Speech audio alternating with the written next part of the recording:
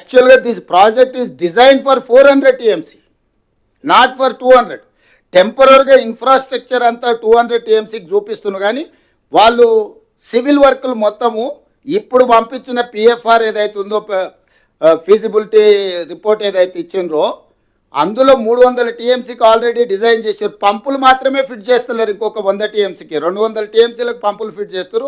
300 టీఎంసీకి మొత్తం ప్రాజెక్టులు కడుతున్నారు. కెనాల్స్ కానీ పంపులు ఫిట్ చేసుకోవడానికి అవసరమైన కాంక్రీట్ స్ట్రక్చర్స్ ఇవన్నీ. సో 400 టీఎంసీని ఏ విధంగా అప్ టు ప్రకాశం నెల్లూరుకి తీసుకెళ్లాలను 2016 నాడే చంద్రశేఖరరావు గారు చెప్పుడు, చంద్రబాబు నాయుడు గారు ఇదే అదనుగా తీసుకొని పనులు మొదలుపెట్టుడు. చంద్రబాబు నాయుడు గారి హయాంలోనే మొదటిసారి చంద్రబాబు నాయుడు గారి హయాంలోనే ఇన్ని పేజీల రిపోర్టు వ్యాప్కోసు ఆంధ్రప్రదేశ్ గవర్నమెంట్కి ఇచ్చింది.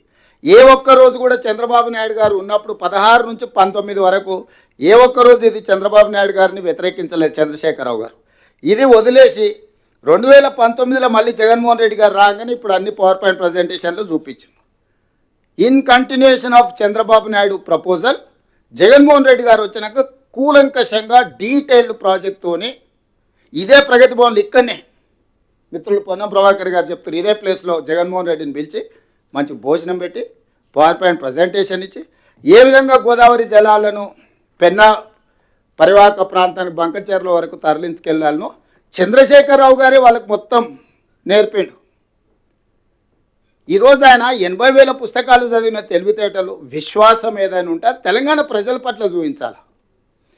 వారు చంద్రబాబు నాయుడు ఇక్కడికి వచ్చినా గోదావరి జలాలే తీసుకుపోతామన్నారు.